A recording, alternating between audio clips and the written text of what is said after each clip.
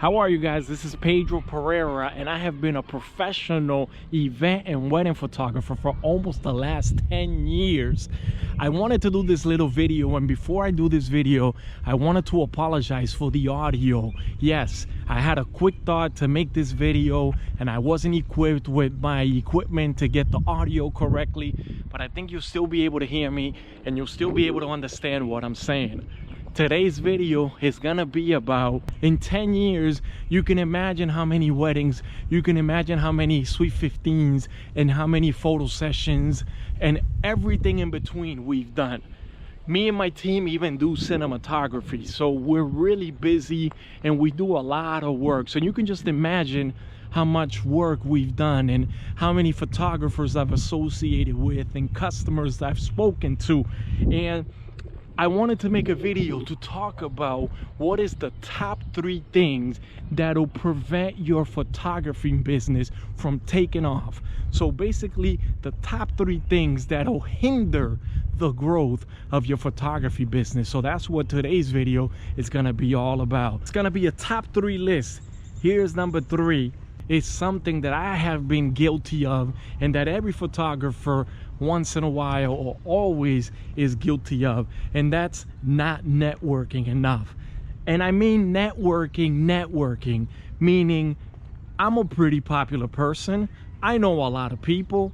I have a lot of friends on social media. A lot of people know that I do photography. I get a lot of referrals. What I'm talking about is really networking with other folks in the industry, other people that are in the event space, other DJs and photographers and people that do decorations. And I do know a lot of them from seeing them in events, and you know, you always collaborate with them at events, with the DJs and the decorators, and everybody's like, oh yeah, you don't work with a photographer, oh yeah, you don't work with a DJ, and we swap information, and everybody says that they're gonna stay in touch, but really it just kind of stays at that. Versus, you know, so I'm guilty of that. I'm guilty of not, you know, following through. There has been mixers and days where people get together.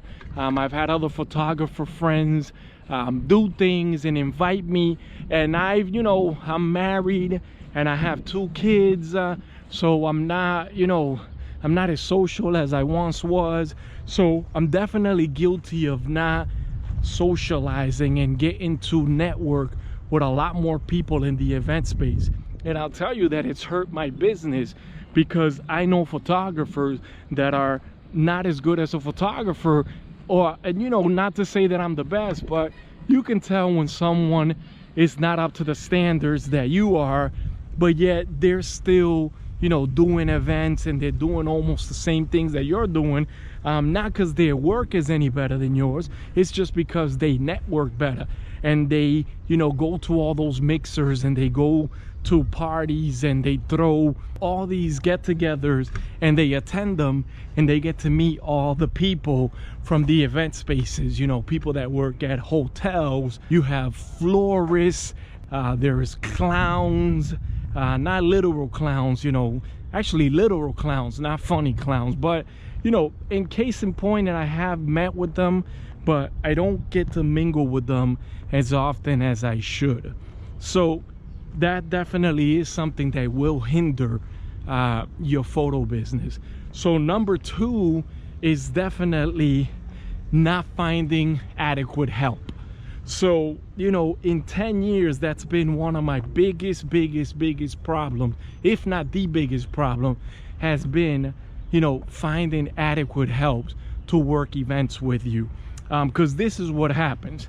You know, when you first start, I'm talking about if you really want to do this, if you want to do photography for a living, I'm talking about you're going to need people. And because, you know, if you're just doing a gig once a month, or you got your regular job and you don't really depend on photography, yeah, you're going to do a gig at 2-3 hours, you know, in a week or in a month, congratulations. That's not what I'm talking about. If you're a part-time photographer, you know, that's fine. There's nothing wrong with that.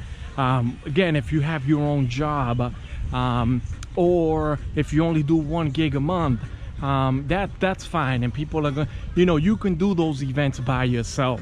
But if you really want to do photography for a living, if you really want this, if you really want to be busy every weekend, multiple times in a week like I've done, you're gonna need help. You can't do the events by yourself.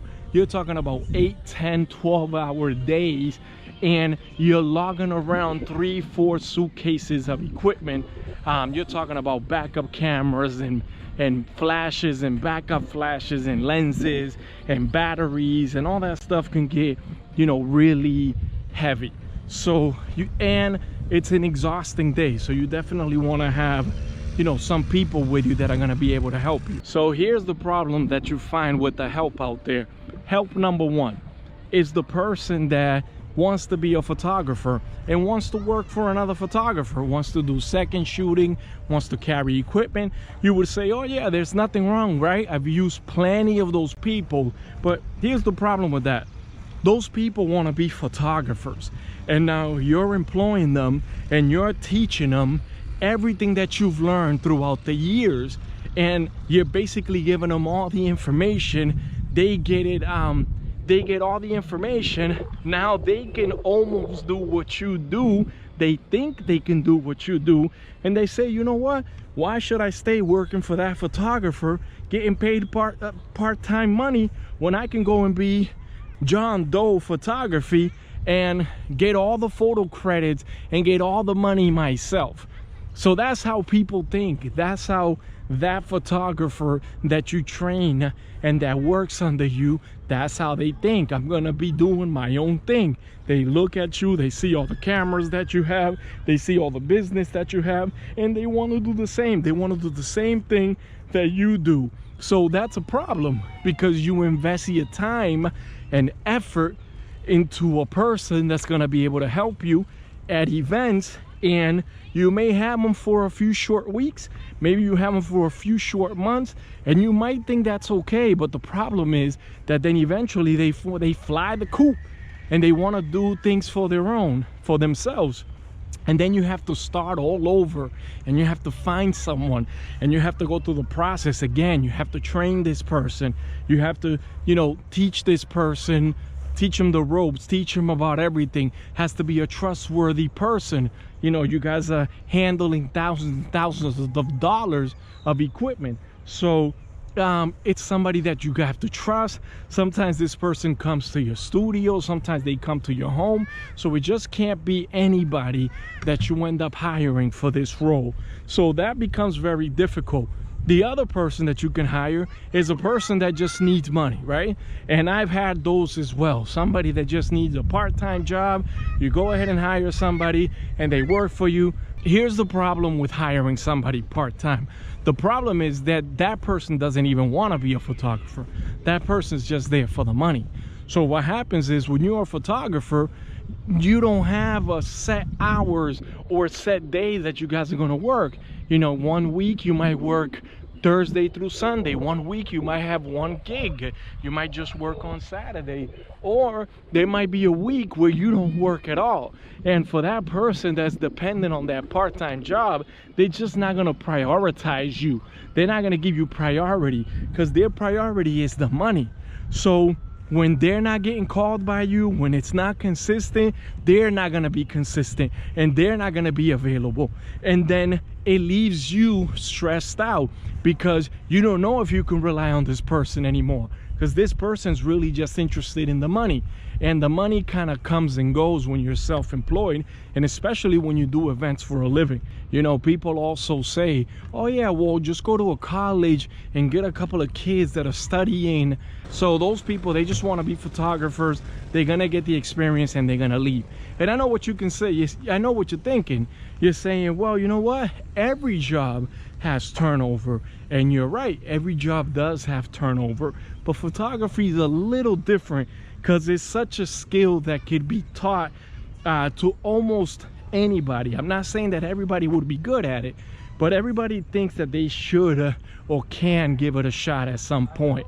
I also know those of us that are married have always said, you know what, I'm gonna have my spouse help me do events. And guess what? For a long time, I had my wife help me at events as well.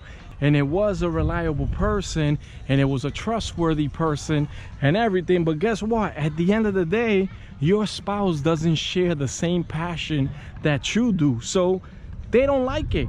They don't want to be there. In the beginning, they might, maybe you're lucky that you guys end up doing it both. But for the most part, your passion is not their passion. And they might not want to do photography with you. And that's the case in point with me. You know, my wife used to help me out at events, and we used to do events together, but she hated it. She didn't want to be there. And you know what? I don't blame her. It causes rift in your relationship. It's you know, they always say don't work with relatives, and that's what I'm talking about. But you need them, because you can't do the events and all that stuff on your own. You're gonna need the help. So case in point is, try not to have your spouse or significant other or your girlfriend or your relatives working with you, because again, then you're going to be mixing business with pleasure. And you know, it's hard to be the boss of your wife or the boss of your girlfriend, of the boss of your friend, and try to get things done business wise without hurting someone's feelings or saying the wrong thing. And believe me, I've been there. And this brings me to the number one reason your photography business won't grow. The number one reason why you will be hindered in succeeding. This is the number one Achilles heel, the number one terminator of a business and of a photography business, is photographers don't charge enough. Photographers not charging enough. Yes, other photographers, not you. That will hurt your business like you don't even know. Again, I have done this for almost 10 years. And in 10 years, I've been super busy. I've had my share of customers. I've had so many clients. I've been so busy, you know, during the wedding season and during everything, that I thought that the prices of other photographers wouldn't really affect me. I thought that I was charging a good price, and I was one of the ones that was charging a little bit, you know, higher than normal, but I was still, you know, getting my rates, and I was still working. So, and I knew what other photographers were charging, which was not a lot, but I didn't think that that would really hurt me. And for a little bit of time, it didn't. For a little bit of time, it didn't. I was busy enough. I had a lot of clients. I had a lot of referrals. I had a lot of people where that really didn't affect me at all. You know, I was able to do so many events and do so many things that, again, I didn't think that would affect me, but it did. And it does. So whether photographers want to admit it or not, this is something that, again, hinders your business, that terminates your business. You're gone. And this is why. When photographers don't charge enough, one, they're hurting the industry. It's a shame. It really is a shame. I'm a photographer at heart, and I love photography, but this really pains me. This really hurts me, because photographers don't charge enough. Yes, I know what you're thinking and what you're saying. When you're not a known photographer, when you don't have a portfolio, when people don't know you, of course you can't charge a premium charge. I get that. And I was there. But the difference is, photographers, believe me, I've seen them come and go like nobody's business. And what happens is, they start out charging a low price, and a lot of them don't go up at all. And if anything they do, it's a very, very minimal increase in their price, because they're afraid of being rejected.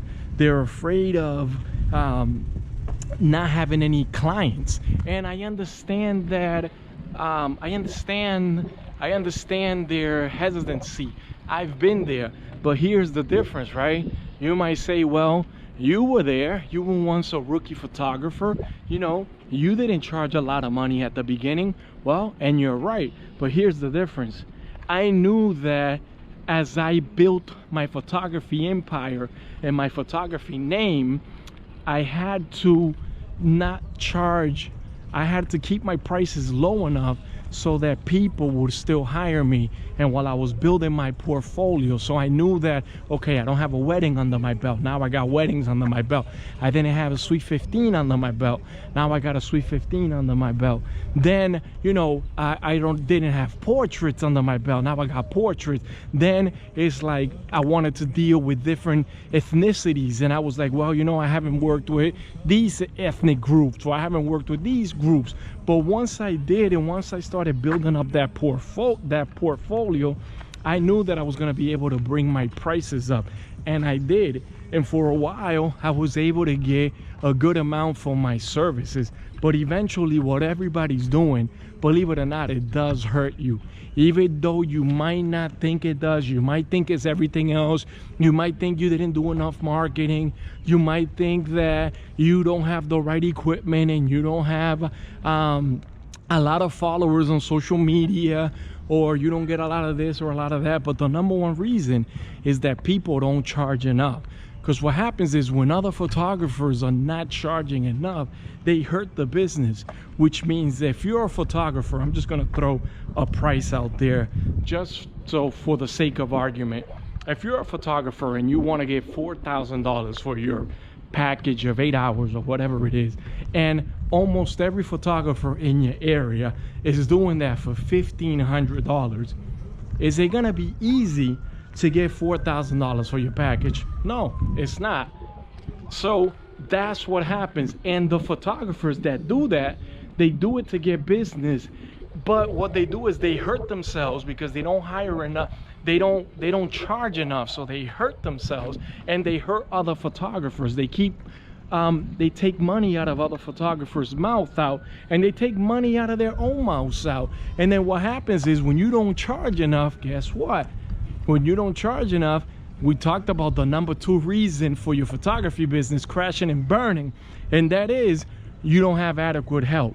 And if you're not charging adequate money, which 90% of photographers are not, you don't have adequate help. It's a big snowball reaction, because even though other photographers may do it and you may not do it, it's kind of brewing and it's kind of happening, and people kind of get used to not making money, and customers, they come and see you and they don't want to pay that premium price. So it's something that it definitely hurts. It hurts and hurts. It hurts the business. So why photographers don't charge enough money for their work? I know why. There's a couple of reasons. Number one, they're afraid of being rejected. They're afraid that nobody's gonna hire them. And that's not true. Even if you're not the most top-notch photographer in the world, there are so many people in the world and so many events going on that photographers are needed.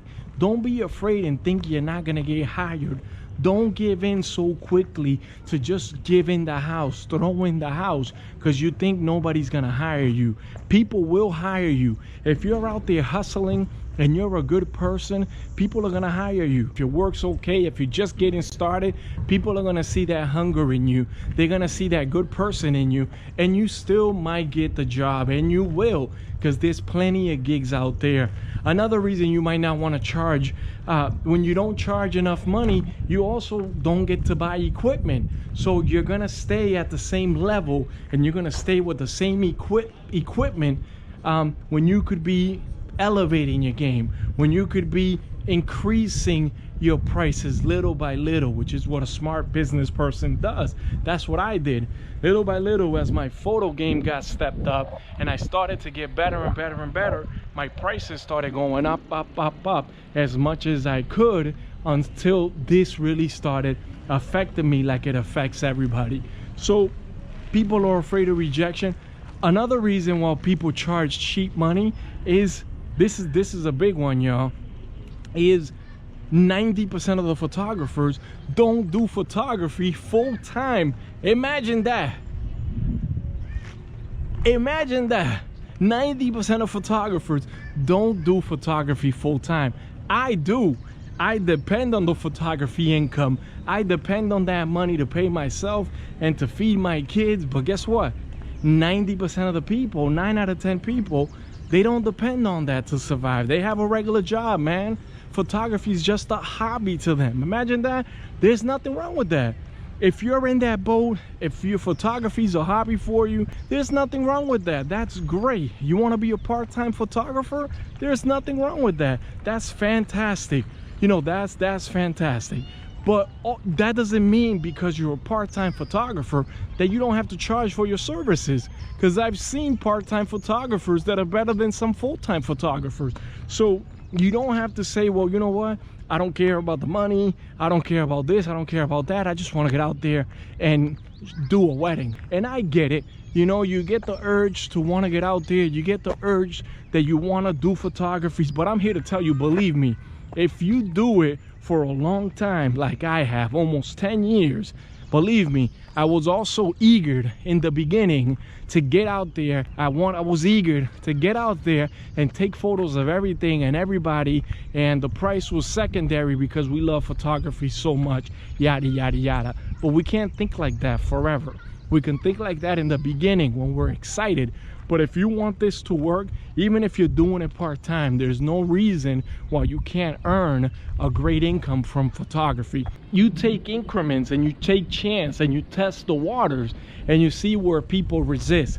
But where you're gonna find is the most resistance is when people start telling you, oh no, this person will do it for X amount of dollars. Believe me, that's gonna hurt big time. So again, not saying anything against the people that just do this part-time, not saying anything against the people that have a cozy job, but again, if you love photography, you know, the photography and the photography business are two different things. Your love and your passion for photography should not blind you, from being a good business person. And that brings me to this point. The reason I've been able to survive in the photography game for so long is that I came in as a hustler. I came in as a business person, as a business savvy person. All my jobs I've ever held down have had to do with selling stuff, selling automobiles, selling furniture, you know, so I've always been a wheeler and a dealer. So I come with that hustle attitude, and when I love photography, I just went ahead and I married the two. But here's the problem. Most photographers are artists, and guess what? Artists are not good business people. They're just not. I'm sorry. You know, they're great people. They're awesome people. They're my people. I am an artist myself. I love artists, but artists are not good business people. So they don't think big. So that brings me to that point of not being able to find adequate help to be able to do events.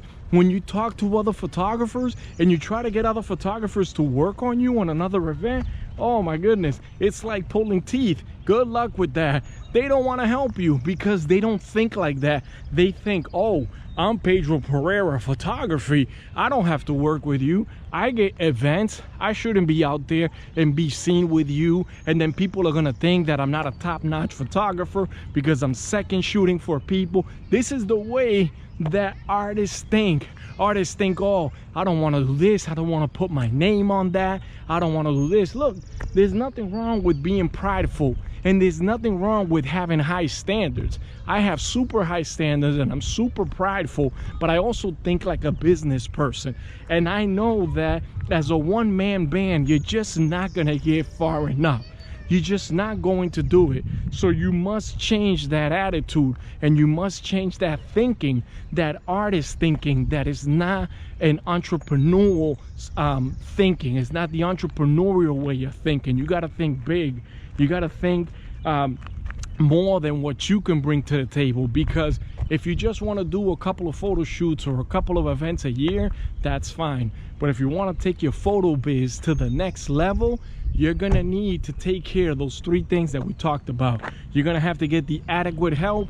You're going to have to get to charge the right amount so that you can buy your equipment, so that you can hire people to work with you, so that you can advertise, so that you can do all these things. And you're also going to have to get out there, and you're going to have to network with people. You're going to have to mingle with people, and you're going to have to get to know the people that control the event space, because out of sight is out of mind. And if you guys are just by being out there and talking to people and reaching out, and hey man, you're still in the event space, and you work with anybody, and you start to stay in touch with people, you reach out to them through Facebook, you send them a little thank you, you send them a little, hey, you know, if anything, if I could help you out in anything, you know, let me know. That is the way that you're gonna grow your photo biz.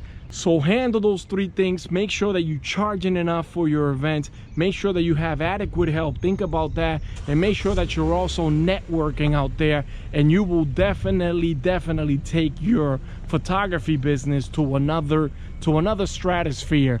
And I'm also doing tutorials now, so I hope you like this video. I hope you subscribe and turn on those notifications. And also, I apologize for the audio because I am very professional.